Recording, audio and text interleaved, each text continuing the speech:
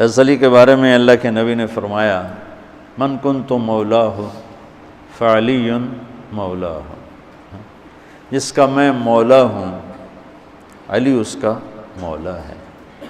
اور یہاں مولا سے مراد دوست نہیں ہے، یہ ہم دوست کا ترجمہ کرتے ہیں آقا، سردار، جس کا میں سردار ہوں علی اس کے سردار ہیں۔ اس کے پیچھے ایک کافی پس منظر میں بہت سی چیزیں ہیں، ان کی صفائی کرنے کے لیے میرے نبی نے غدیر خم پر یہ حدیث بیان فرمائی خطبے میں کہ جس کا میں مولا ہوں اس کا علی مولا ہے۔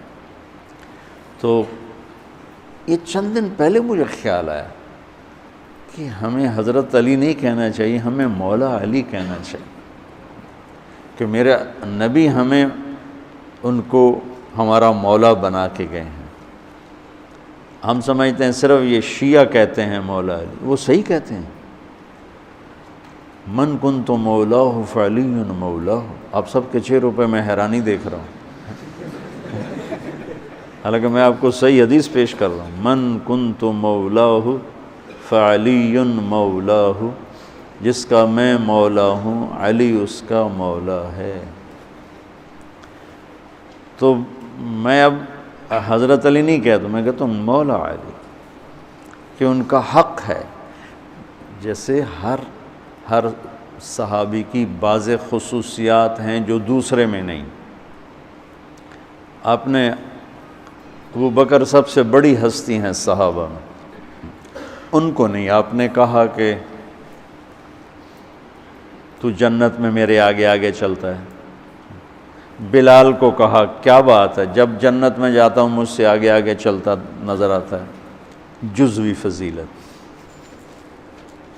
سارے لوگ پیدل چلیں گے، میں براق پہ چلوں گا، میرے نبی نے فرمایا، اور بلال میرے آگے سرخ اونٹنی پہ بیٹھ کے چلے گا، یہ جزوی فضیلت۔ جنت میں جانے لگوں گا تو جنت کی سواری کی لگام ایسے نیچے گرے گی۔ نیچے گرنے کا مطلب ہے کوئی ڈرائیور آئے گا، کوچوان آئے گا جو چلائے گا، تو بلال حبشی کو یہ رسی پکڑائی جائے گی۔ تو اس طرح یہ جزوی فضائل کسی کے کسی طرح، کسی کے کسی طرح ہیں۔ تو مجھے خیال ہے کہ ہم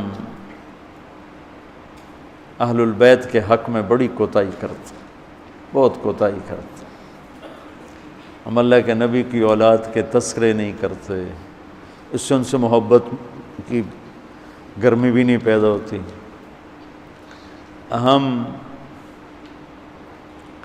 تم میری اولاد کی برائیاں میرے سامنے شروع کر دو تو تم مجھے اچھے لگو گے، اور میرے سامنے آ کر میری اولاد کی تم تعریف شروع کر دو، چاہے مجھے پتہ بھی ہو جھوٹی تعریف کرنا، تو بھی میرا دل خوش ہو جائے گا۔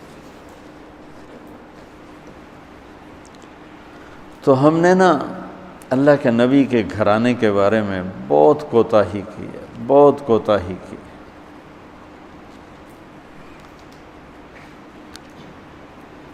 تو تم سنتے رہتے ہو، میرے ہر بیان میں اہل بیت کا تذکرہ ہوتا، اور یہ میرا ایمان ہے کہ یہ میری بخشش کا بہت بڑا وسیلہ ہے اگر اللہ کے ہاں قبول ہوگی۔ ریاکاری میں مردود ہو گیا تو وہ تو الگ بات ہے، اور جو اس کا ہر فیصلہ حق ہے، لیکن اگر میرے اللہ نے قبول فرمایا تو میرے بیانوں میں میری سب سے بڑی متاع میرے نبی کے گھر کا تذکرہ ہے۔ میں اس سے اندر کی محبت سے بھر کے کرتا ہوں،